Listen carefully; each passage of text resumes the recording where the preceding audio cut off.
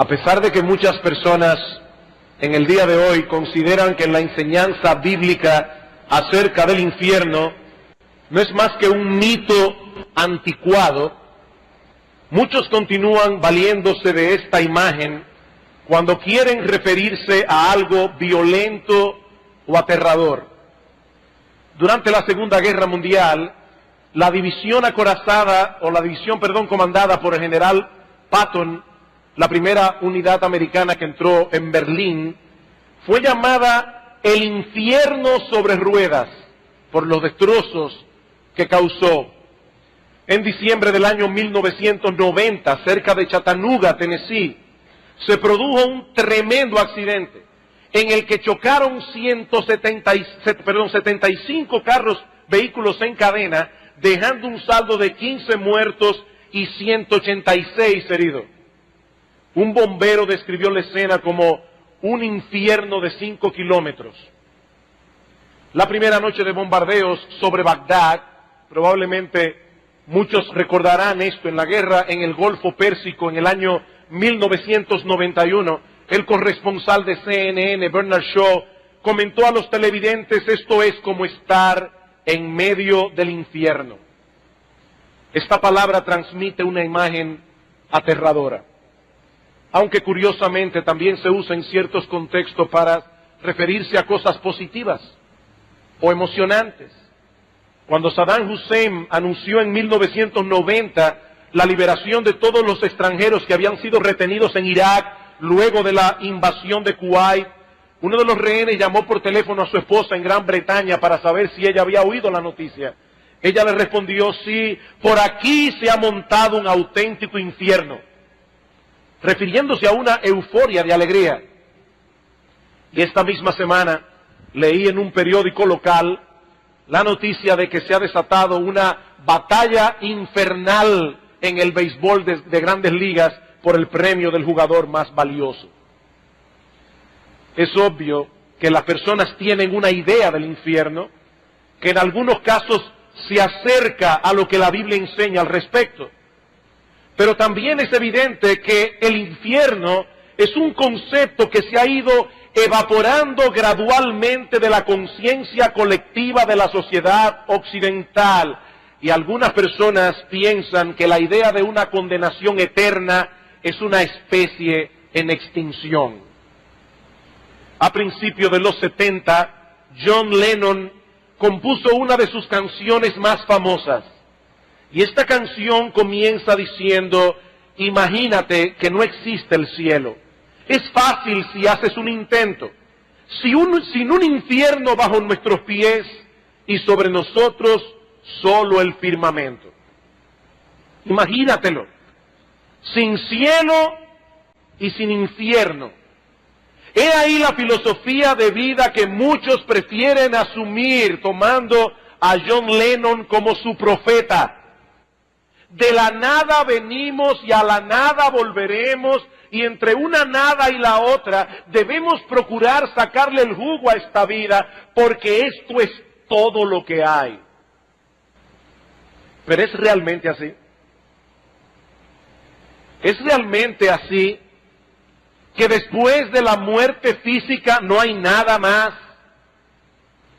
Sí se puede hacer el intento y tratar de imaginar que no existe el cielo ni el infierno, haciéndole caso omiso a las contundentes enseñanzas de Cristo y a la Biblia en general. Pero mi amigo, el problema es que nuestra imaginación no puede fabricar una realidad distinta de la que hay.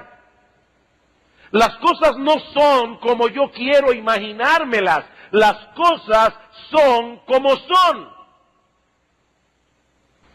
Y lo que quiero hacer en esta ocasión es echar un vistazo a lo que la palabra de Dios enseña con respecto al infierno.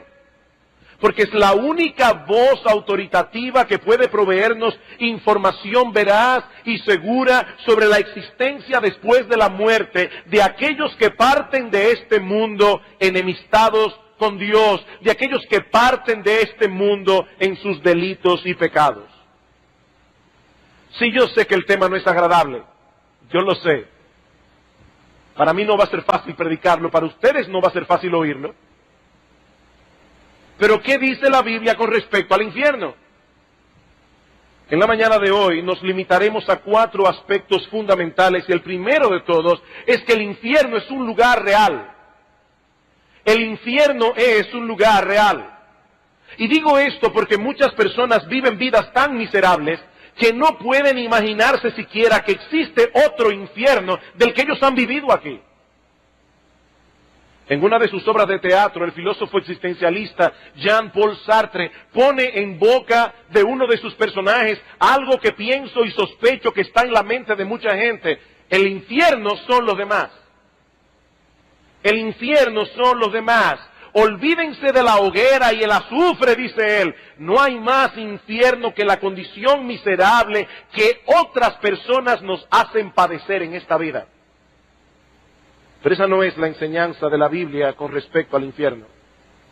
Por más terrible que sea la existencia de algunos en este mundo caído y dañado por el pecado, la Biblia presenta el infierno como un lugar real que muchos tendrán que enfrentar después de la muerte física. El infierno no es una metáfora, el infierno no es un cuadro simbólico de nuestros sufrimientos presentes. El infierno no es, como dijo en cierta ocasión un teólogo liberal, una experiencia interna provocada por la negativa de una persona a abrirse al amor.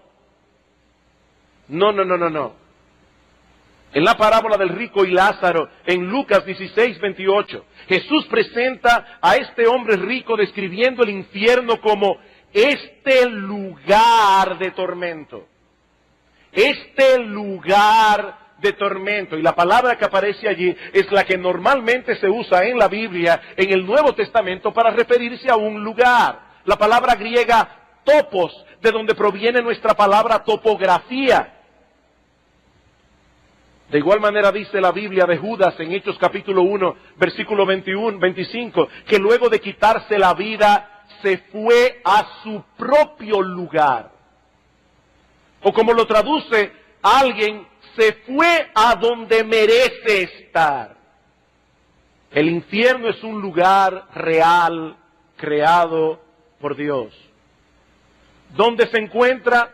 No lo sabemos, porque la Biblia no lo revela. Durante la Edad Media era común pensar que el cielo se encontraba en algún lugar encima de nosotros y el infierno en algún lugar debajo de nosotros, pero hoy sabemos que las expresiones arriba y abajo en relación con el universo no tienen ningún sentido. No tienen ningún sentido. Lo que es arriba para nosotros es abajo para los chinos. Y viceversa. Hace unos años un periódico finlandés anunció que en la década de los 80 unos científicos rusos habían encontrado el infierno.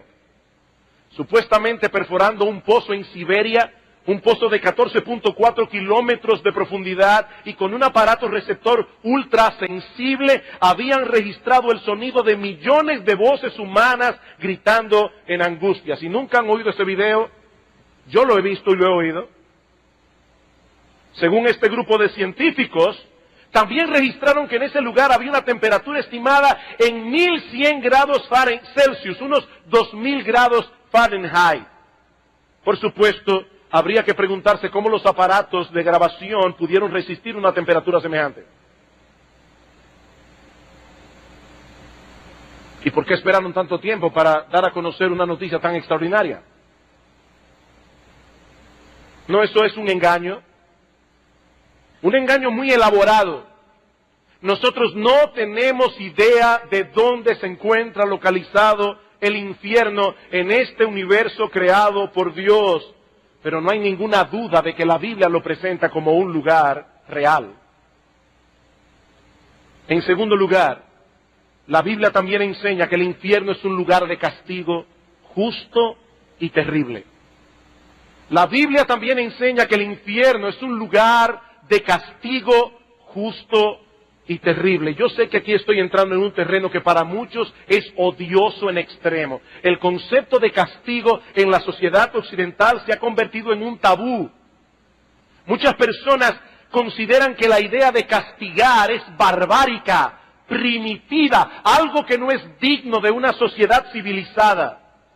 Y si a esto añadimos el relativismo moral que permea nuestra sociedad, entenderemos por qué esta enseñanza bíblica del juicio y del castigo resulta hoy día tan chocante. Alguien ha dicho que la creencia más fundamental en la cultura americana es que la verdad moral es relativa a cada conciencia individual. Consecuentemente, nuestra cultura no tiene problemas con un Dios de amor que nos apoya sin importar cómo vivamos, pero objeta fuertemente la idea de un Dios que castiga a las personas.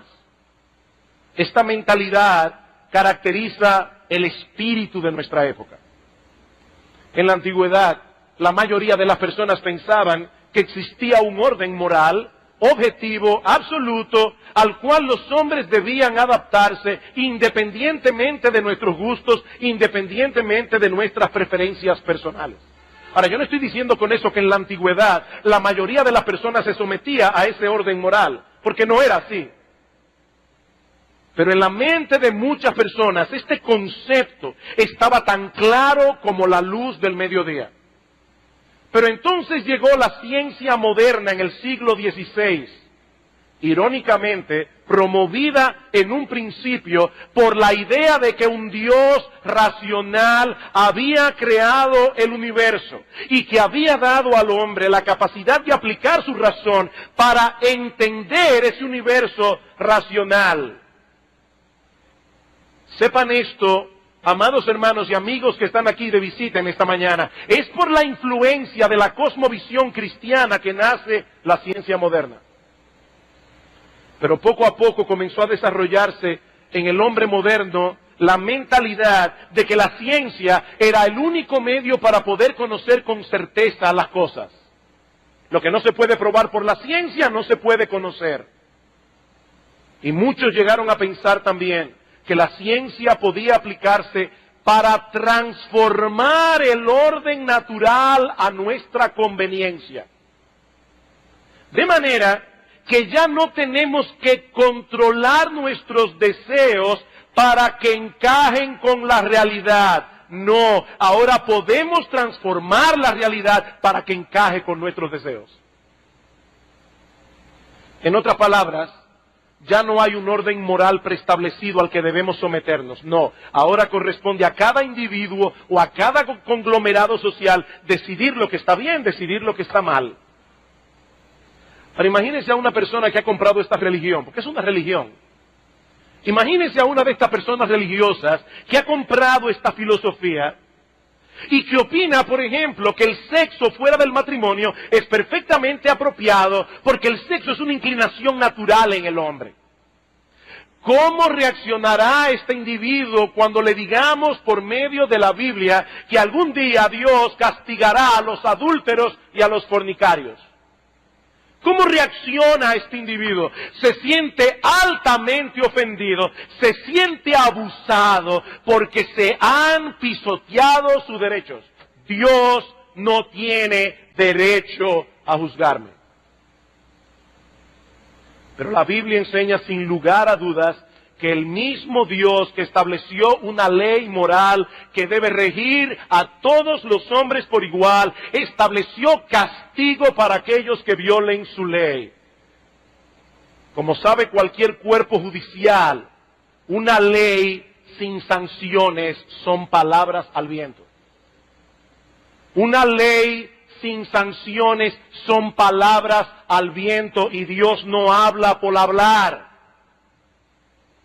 En Mateo capítulo 26, versículo 46, el Señor Jesucristo nos dice que los impíos irán al castigo eterno, castigo eterno.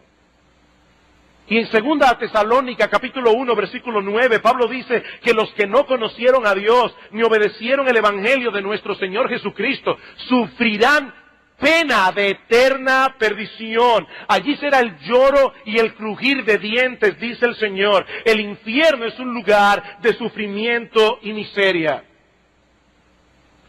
Eso lo vemos más claramente al considerar el origen histórico de la palabra Gehenna, que es la que normalmente aparece en griego y que se traduce en español infierno.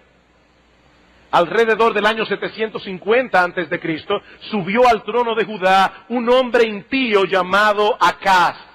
Y una de las atrocidades que este rey idólatra cometió fue la de sacrificar a sus propios hijos al dios amonita de Moloc en el valle de los hijos de Hinnom, o valle de Hinnom, un lugar ubicado al sudoeste de Jerusalén. Este rey impío fue sucedido por su hijo Ezequías, un hombre temeroso de Dios que abolió las prácticas idolátricas de sus padres. Pero a la muerte de Ezequías le siguió su hijo Manasés, tan impío y tan idólatra como su abuelo Acá. Este volvió a edificar los altares paganos en el valle de Hinnom, donde sacrificó también a algunos de sus hijos. Manasés fue sucedido por su hijo Amón, tan impío como el padre. Y este a su vez fue sucedido por Josías, uno de los reyes más piadosos que tuvo Israel en toda su historia. Josías destruyó los altares que sus ancestros habían edificado y destinó el valle de Hinnom para ser un vertedero público donde iban a parar los desperdicios y toda la basura de Jerusalén. Más tarde este lugar fue escogido para arrojar los cuerpos de animales muertos, así como los cadáveres de los criminales que se pudrían allí o eran consumidos por el fuego, un fuego que ardía continuamente porque siempre había algo que quemar. Un escritor señala que en ese lugar las llamas nunca dejaban de arder y los gusanos nunca dejaban de comer. Los hebreos le llamaban Ge-ben Hinnom, o en su forma abreviada Ge-Hinnom, la cual pasó al idioma griego como Gehenna. Gehenna. De modo que esta palabra comunica la idea de desgracia, deshonra, pecado, culpa, desolación, castigo. Esta palabra aparece 12 veces en el Nuevo Testamento, 11 de ellas fueron pronunciadas por Cristo mismo. Y su enseñanza no deja lugar a dudas en cuanto a la terrible realidad del infierno. En Mateo 5:29 Cristo advierte del peligro de ser arrojado con todo tu cuerpo en el Gehenna, en el infierno. En Mateo capítulo 23, versículo 33, menciona a los hipócritas que no podrán escapar de la condenación del infierno.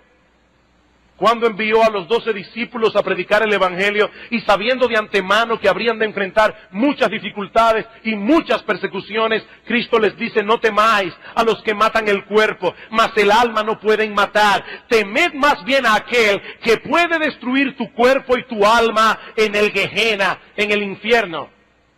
En otra ocasión se refirió al Gehenna como el lugar donde el gusano de ellos no muere y el fuego nunca se apaga.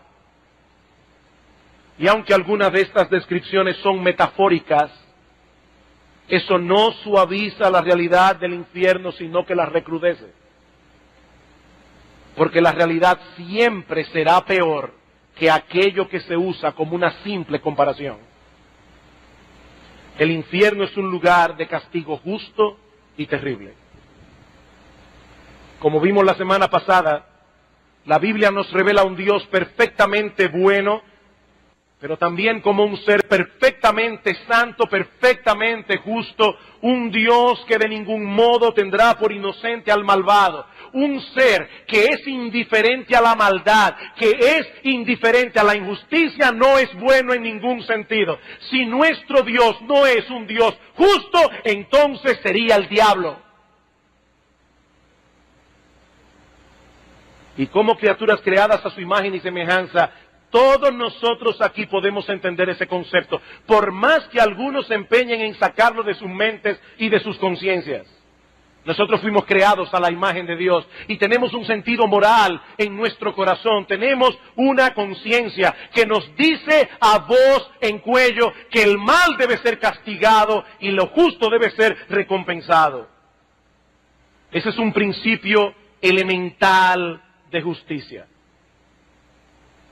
Como yo decía hace un momento, las leyes sin sanciones son palabras al viento.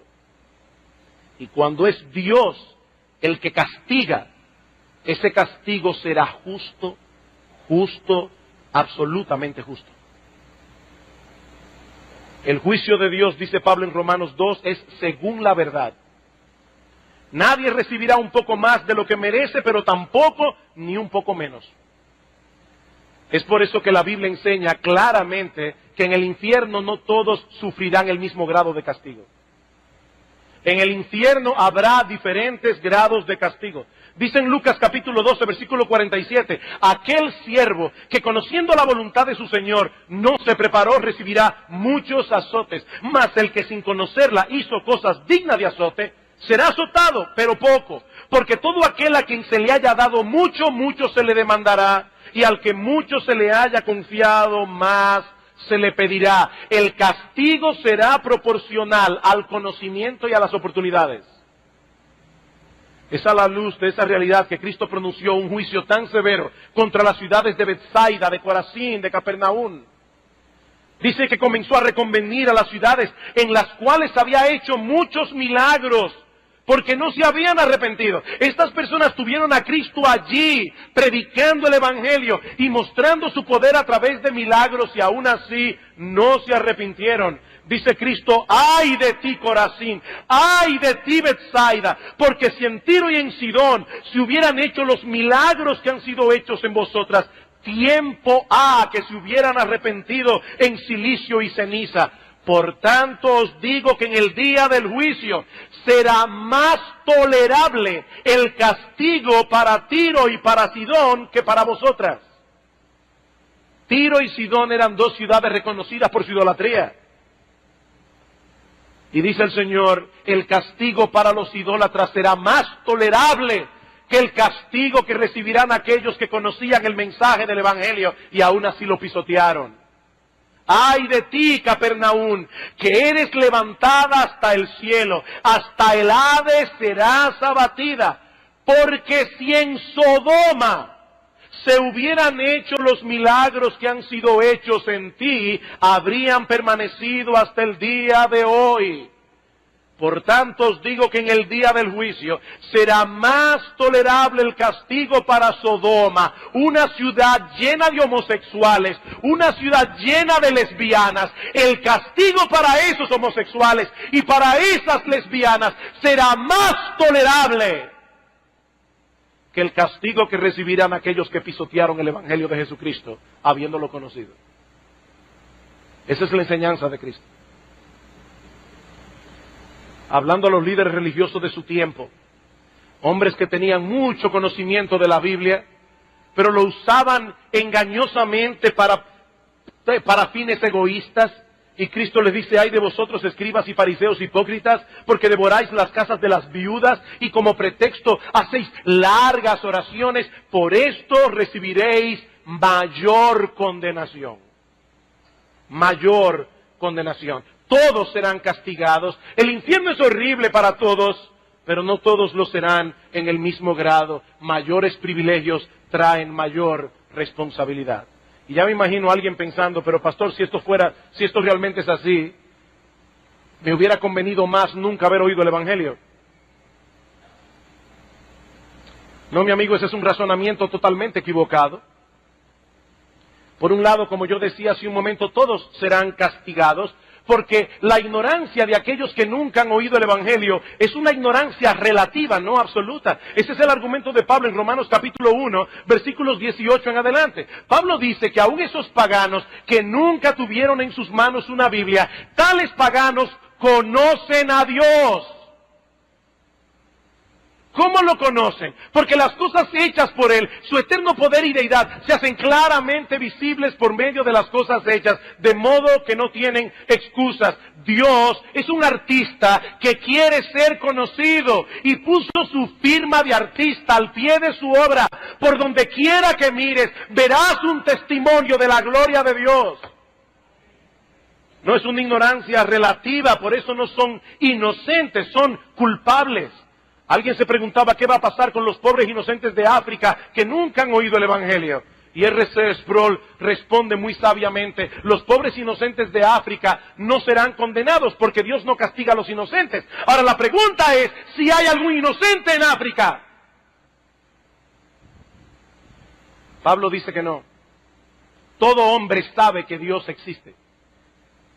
Claro que psicológicamente muchas personas se convencen de lo contrario. Pero Pablo dice, habiendo conocido a Dios, no le glorificaron como a Dios. ¿Saben qué pasa, mis amados hermanos y amigos que están aquí en esta mañana? Nadie puede vivir como si Dios no existiera. Eso es imposible.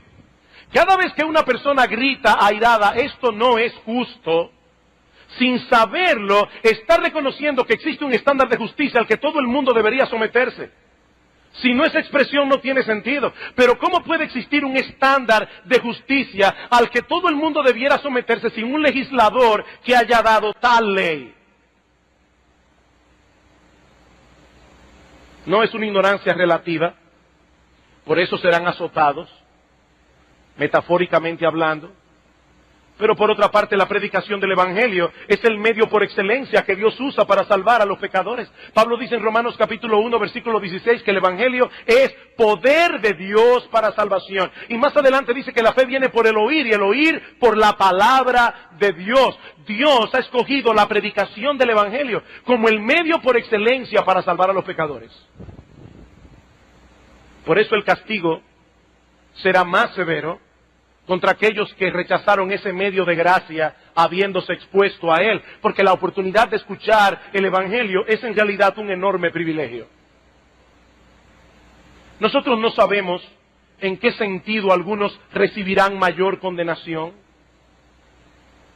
y no tiene sentido ponerse a especular más allá de lo que la Biblia revela. Pero yo creo que nosotros podemos suponer con bastante grado de certeza que una de las cosas que agravarán el castigo de muchos en el infierno será su memoria. El recuerdo de todas las oportunidades que despreciaron.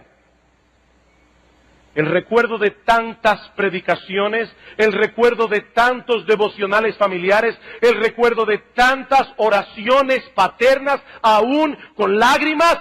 Eso agravará sin duda el remordimiento de millares y millares de los condenados en el infierno. ¡Oh, si hubiese hecho caso! ¡Oh, si hubiese venido a Cristo en arrepentimiento y fe, cuando todavía podía hacerlo! Pero el día llegará cuando toda oportunidad se perderá para siempre. Y eso nos lleva a nuestro próximo encabezado. Y es que el infierno es un lugar de castigo eterno. El infierno es un lugar de castigo eterno. Y aunque yo no voy a repetir todo lo que dijimos en el sermón anterior acerca de la justicia de Dios al castigar eternamente los pecados que se cometen en el tiempo, solo quiero recordar dos cosas. Primero, que los crímenes que no se castigan, que los crímenes no se castigan tomando en cuenta el tiempo que lleva a cometerlos. Como yo decía la vez anterior, ni siquiera la justicia humana actúa de esa manera. Un segundo es suficiente para apretar el gatillo y cometer asesinato. Un segundo. 10 años puede llevarle a un individuo tramar un engaño para robarle todo lo que el otro tiene. Pero el crimen cometido en un segundo se va a castigar más severamente que aquel que lo cometió durante 10 años. Lo que se toma en cuenta al imponer un castigo no es la cantidad de tiempo que lleva a cometerlo, es la dignidad del ser que fue dañado u ofendido con el crimen. Imagínense por un momento cualquiera de estos niños que están aquí sentados en esta mañana, que de repente un día el padre los ve pisoteando un gusano. Y el padre le dice: niño, mi hijo, no seas cruel, ni siquiera con un gusano, a menos que ese gusano estuviera en un lugar inconveniente. Pero yo no me imagino a ese padre llamando al niño y diciéndole: ¡oh, tú perverso! ¡Qué cruel eres! Maltratando a ese pobre gusano. No. Ahora, si el padre viera a ese mismo niño maltratando al gato de la casa, probablemente la reacción sería diferente. Porque un gato no es lo mismo que un gusano en nuestra mentalidad. Nosotros le asignamos un valor diferente. Ahora, si el padre encuentra a ese niño torturando a uno de sus hermanos, entonces la situación sería 1000 veces peor. El problema del pecado es que se trata primariamente de una ofensa contra Dios. Y Dios es infinitamente digno de ser adorado, infinitamente digno de ser obedecido. Todo pecado que el hombre comete contra Él merece una pena infinita. Todo pecado. Pero por el otro lado tenemos que tomar en cuenta que cuando los pecadores vayan al infierno, seguirán dañados en sus corazones, ahora sin el freno de la gracia común de Dios, y seguirán pecando y blasfemando y aborreciendo a Dios con toda su alma por los siglos de los siglos. Y por lo tanto mereciendo condenación por los siglos de los siglos. Mi amigo, no te engañes, si hay algo que la Biblia enseña con toda claridad, es que el castigo del infierno es eterno. Cuando dice Cristo en Marcos capítulo 9, versículo 46, que en ese lugar el gusano de ellos no muere y el fuego nunca se apaga, es obvio que se está refiriendo a un castigo que nunca termina y a un castigo que se sufre de manera consciente. Nosotros no sabemos a qué se refiere Cristo cuando habla del gusano, porque evidentemente no se está refiriendo a gusanos reales. Es una metáfora. Por eso dice el gusano de ellos. Y muchos teólogos entienden que se refiere a la conciencia. Esa conciencia corroyendo al pecador por los siglos de los siglos. En el texto de Mateo 25:46, que ya hemos citado varias veces, Cristo dice que tanto los impíos como los justos arribarán a un destino eterno. Tanto el uno como el otro. Los primeros a un destino de condenación y castigo. Los segundos a un destino de vida y de bienaventuranza. Pero tan eterno es un destino como el otro. En el texto que leímos en 2 Tesalónica 1:9, Pablo dice, sufrirán eterna perdición. El profeta Daniel nos dice que los condenados sufrirán vergüenza y confusión perpetua. En 2 de Pedro 2:4 se habla de prisiones eternas. En el versículo 7 de Judas se habla del castigo del fuego eterno. Y en el versículo 13 de eterna oscuridad. Dios se empeñó en dejar señales claras de advertencias para que no hubiese ninguna duda al respecto. El castigo del infierno es eterno. Eterno. Nosotros no podemos ni siquiera comprender ese concepto. Eternidad. Y yo le pedí al Señor en esta semana, Señor, por favor, usa el mensaje de tu palabra para clavar esa palabra en el corazón de los inconversos aquí. Eternidad, eternidad, eternidad, por los siglos de los siglos. Hablando de los condenados en Apocalipsis capítulo 14, versículo 11, dice que el humo de su tormento sube por los siglos de los siglos. La misma expresión que se usa para hablar de Dios en Apocalipsis 4:9. Dice que Dios es el que vive por los siglos de los siglos, de manera que el tormento del infierno es tan eterno como Dios mismo. Sí, yo sé que algunas sectas pseudocristianas enseñan que los pecadores serán destruidos en un instante cuando sean arrojados al infierno. Y algunos dicen que lo que sube por los siglos de los siglos es el humo. No, ese texto dice algo más. Dice, y serán atormentados, no tienen reposo de día ni de noche. No tienen reposo de día ni de noche. Queridos hermanos y amigos que están aquí en esta mañana, por más duras que suenen estas palabras, es imposible evadir la enseñanza de la Biblia al respecto. El infierno es una terrible realidad. Tan terrible que Dios el Hijo se hizo hombre para sufrir el infierno en la cruz del Calvario y así poder proveer al hombre salvación gratuita por medio de la fe. Pero aún hay algo más. Y es que el infierno fue preparado para el diablo, para sus ángeles y para todos aquellos que decidan seguir sus caminos. Para todos aquellos que mueran con su puño alzado contra Dios. Alguien decía en un tono de burla blasfemo que el infierno estará lleno de gente interesante. El infierno estará lleno de gente interesante. Recuerdo en mis primeros días como cristiano predicando el evangelio en la universidad que un burlador me dijo algo similar. Y fulano va a estar en el infierno. Entonces fulana, tal actriz, estará en el infierno. Pues allí donde yo quiero ir. La Biblia lo plantea de otra manera. Mi amigo, la Biblia lo plantea de otro modo. Cristo habla del infierno como un fuego preparado para el diablo y sus ángeles. El infierno es un terrible lugar preparado especialmente para criaturas demoníacas. Ese es su destino. Y es interesante notar que esto es algo que los mismos demonios conocen.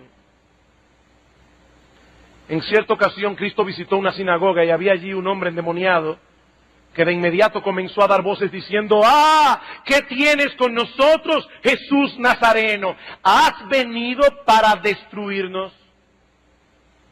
Y en una situación similar en Lucas capítulo 8, versículo 31, dice que los demonios le rogaban al Señor que no los enviase al abismo. Ellos conocen perfectamente cuál es el destino que les espera, pero como no tienen un átomo de bondad, tratan de llevarse consigo al mayor número de personas a través del engaño y de la seducción. De manera que ese horrible lugar que fue originalmente destinado, diseñado para el diablo y sus ángeles, recibirá en su seno a todos aquellos que decidan seguir los caminos del diablo en oposición a los caminos de Dios.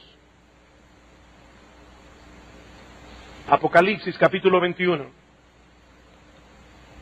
versículo 8. El apóstol Juan viene describiendo lo que será la gloria del creyente en el cielo.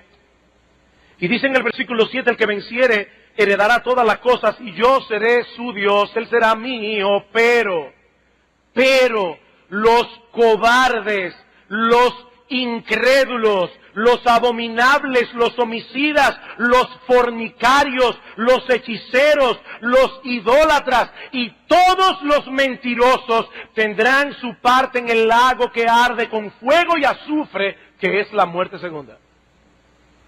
He ahí las personas interesantes que encontrarán los impíos en el infierno. Todos los cobardes estarán allí, todos los incrédulos, todos los abominables y homicidas, todos los fornicarios, todos los hechiceros, todos los idólatras, todos los mentirosos. Y fíjense que esta profecía tan dura se encuentra precisamente en el lugar donde se habla del cielo. El cielo es un lugar donde los santos disfrutarán de la presencia especial de Dios por los siglos de los siglos. Es en ese contexto que se escribe Apocalipsis 21:8. El paraíso perdido en el huerto del Edén vendrá a ser el paraíso recobrado por la obra redentora de Cristo. Pero es precisamente esa presencia especial de Dios la que los pecadores rechazan con todas las fuerzas de su ser. Por eso decíamos el domingo pasado, citando a C.S. Lewis, que al final de cuentas solo hay dos tipos de personas en el mundo. Aquellos que dicen a Dios, hágase tu voluntad, y aquellos a quienes Dios dirá al final de sus días, hágase tu voluntad. Me rechazaste con todas las fuerzas de tu ser. Oíste mi llamado de gracia una y otra vez. Pisoteaste el Evangelio y con él la sangre preciosa de Cristo. Ahora que toda oportunidad se perdió, hágase tu voluntad. Eso fue lo que quisiste, eso es lo que recibirás por los siglos de los siglos.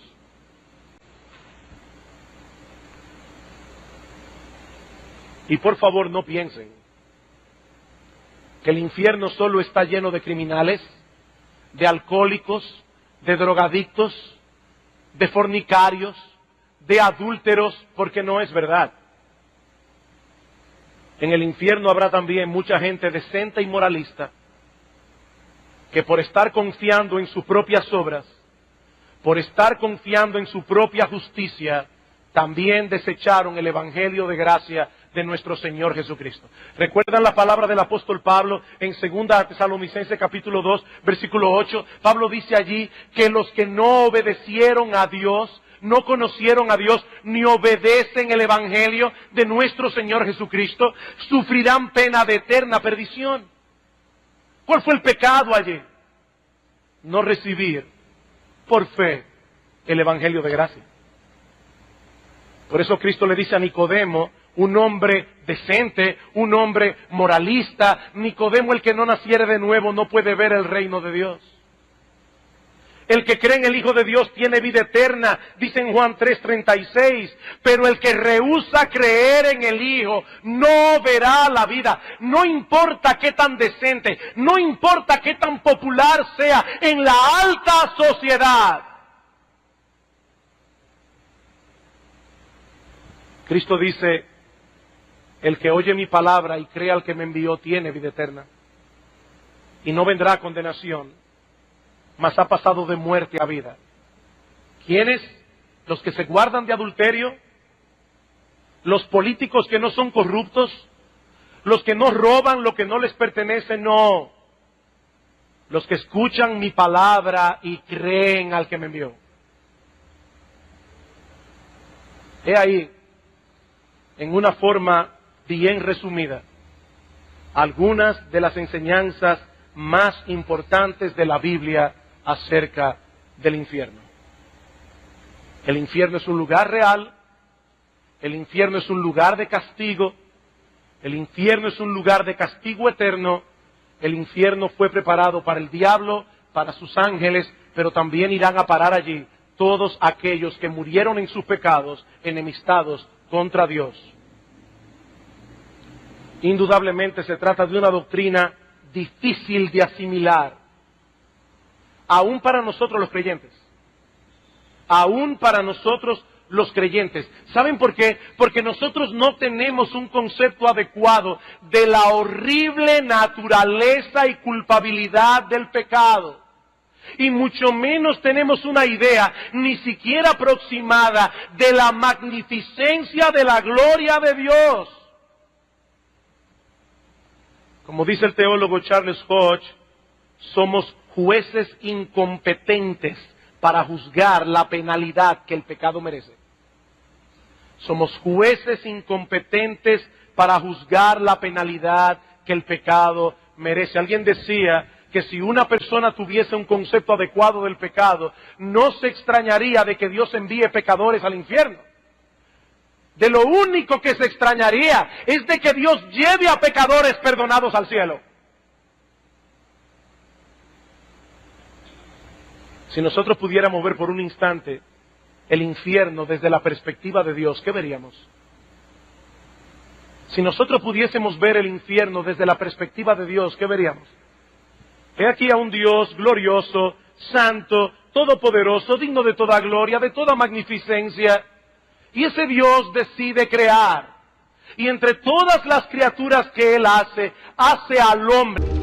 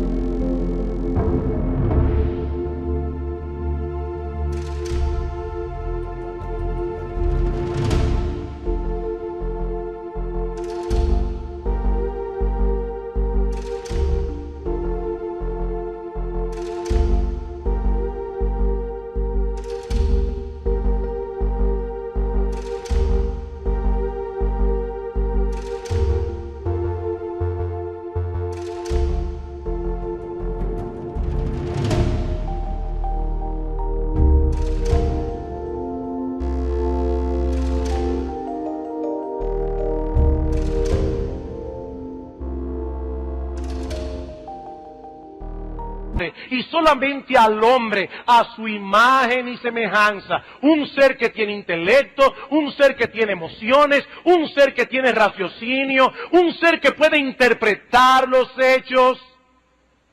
Y Dios se encarga de hacer una creación lo suficientemente maravillosa como para que no hubiese dudas en cuanto al hecho de que fue Él que la hizo. Y le dio al hombre la capacidad de entender esa evidencia. Pero ese hombre también era un ser libre. Porque Dios hizo a un ser capaz de amar y un ser que no fuera libre, un ser que no tiene opción. Es una máquina, no es una persona. Y ese ser libre, en su libertad, escoge el pecado, escoge seguir la mentira del diablo, escoge voluntariamente darle las espaldas a Dios. Y de inmediato ese Dios comienza a revelar a través de las Escrituras su maravilloso, extraordinario plan de salvación. En el mismo huerto del Edén, Dios le dice al hombre y a la mujer que habría de nacer uno de la raza humana que habría de aplastarle la cabeza a la serpiente antigua que se llama Diablo y Satanás. Y ese Dios comienza a enviar profeta tras profeta, tras profeta, tras profeta. Finalmente la Biblia queda escrita, un libro perfecto de principio a fin, sin errores de ningún tipo. Y finalmente ese Dios envía a su propio Hijo, el Dios encarnado, la segunda persona de la Trinidad, para que sufra en la cruz el infierno que sus criaturas rebeldes merecen. Y ahora ese Dios, durante 2000 años, ha estado enviando a sus siervos, muchos de los cuales han tenido que sufrir vergüenza, vejación, persecución, para predicar este glorioso evangelio, este glorioso mensaje de salvación. Y para colmo, Dios ha puesto en el corazón de cada hombre una conciencia, un tribunal moral. Y aún así, algunas personas se mantienen hasta el final de sus vidas, como dice Pablo, deteniendo con injusticia la verdad. ¿Y es Dios injusto por enviarlos al infierno? Sí, esta es una enseñanza difícil de asimilar,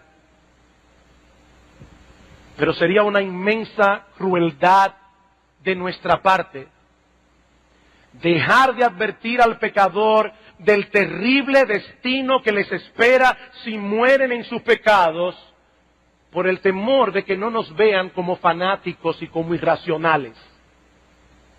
Eso sería una crueldad. No es casualidad que Jesús hablara del infierno más que nadie. No es casualidad que Él presentara esta doctrina en una forma tan vívida y tan aterradora. No es casualidad. Y es que nadie conocía como Él los horrores del infierno. Horrores que hicieron necesarios su encarnación y su muerte en la cruz del Calvario. ¿Saben por qué Jesucristo habló tanto del infierno? ¿Saben por qué lloró sobre Jerusalén? Precisamente porque Él vino a buscar y a salvar lo que se había perdido. Y nadie será salvo sino hasta que vea el terrible peligro en que se encuentra. Mi amigo, el infierno es una realidad aterradora de la que debes procurar escapar cuando todavía puedes hacerlo. Pero mi amigo, es mi deber decirte que esa oportunidad es ahora. Esa oportunidad es ahora, porque ninguno de nosotros puede estar seguro de que tendremos un mañana del que podremos disponer.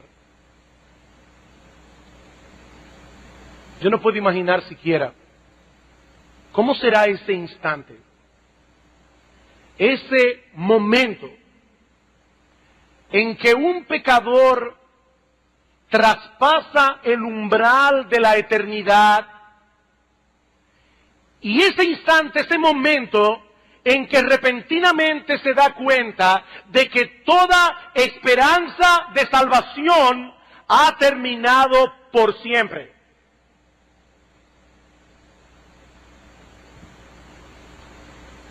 ¡Qué terrible! ¡Qué terrible! Pero mi amigo, ese no tiene que ser el final de tu historia. Porque la puerta de salvación sigue abierta para ti. Dios te está dando una oportunidad. Él te trajo a este lugar. Él quería que tú escucharas este mensaje. Ah, pastor, pero ¿qué si yo no soy uno de los elegidos? Recientemente el pastor Salvador Gómez predicó acerca de eso. No, mi amigo, la Biblia no enseña en ningún lugar que los pecadores deben averiguar primero si son elegidos para venir a Cristo en arrepentimiento y fe. Más bien la Biblia proclama que todo el que venga será recibido. Todo el que venga será recibido. Todo el que venga con la disposición de confiar en Cristo y solamente en Cristo para la salvación de su alma. Todo el que a mí viene, yo no lo echo fuera. Más aún, mi amigo, la Biblia dice que la gracia de Dios está disponible para ayudarte en este momento a hacer lo que por ti mismo tú no puedes hacer. La gracia de Dios es una gran salvación. Mi amigo, tal vez en el fondo de tu corazón tú tienes miedo de conocer a Dios.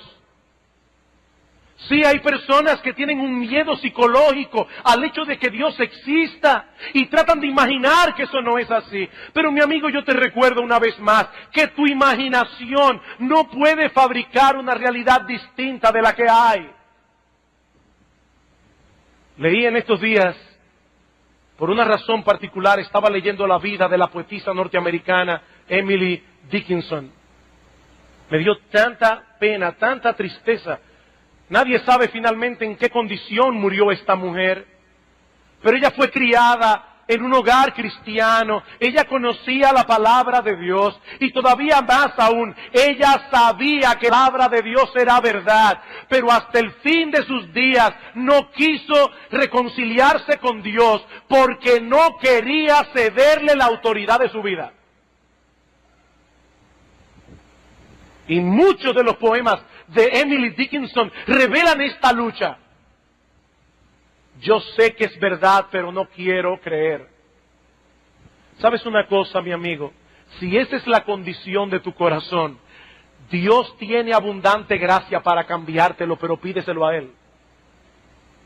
Pídeselo a Él. Un hombre vino en cierta ocasión al Señor Jesucristo y Cristo le dice, tú crees, porque al que cree todo lo es posible. Y este hombre rápidamente dice, sí Señor, yo creo. Después lo pensó mejor y le dice, Señor, ayuda a mi incredulidad. Ayuda a mi incredulidad. ¿Le tienes tanto miedo al hecho de que esto sea verdad que no te atreves a pedirle a Dios que te lo muestre? ¿Es tal tu terror? Mi amigo, pídele a Dios que te transforme. Pídele a Dios que venza tu incredulidad. Pídele que destroce la dureza de tu corazón. Pídeselo a Él. Dice la Biblia que Jesucristo es un gran Salvador que puede dar a su pueblo perdón de pecados y arrepentimiento. Pídeselo a Él. Pídeselo a Él. Pero no te vayas de este lugar con la ira de Dios sobre ti. Porque mi amigo, lo cierto es, y yo estoy muy consciente de eso, que este puede ser el último sermón que yo predique en Iglesia Bíblica del Señor Jesucristo, o puede ser el último sermón que Dios te dé la oportunidad de escuchar.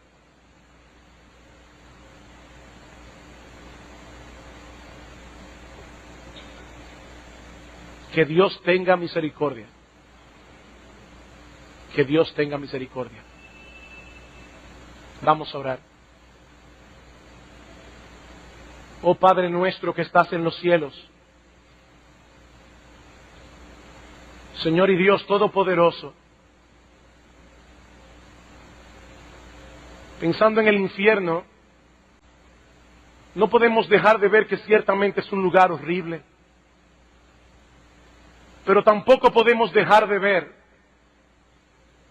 que el Dios del cielo estuvo dispuesto a sacrificarse a sí mismo para que los hombres pecadores no tengan que ser arrojados en ese horrible lugar.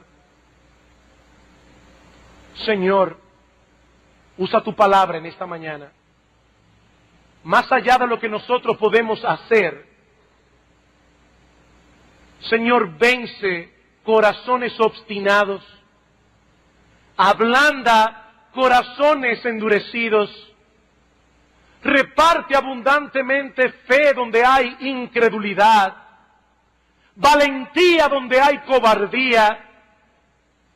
Señor, ten misericordia y salva a los pecadores.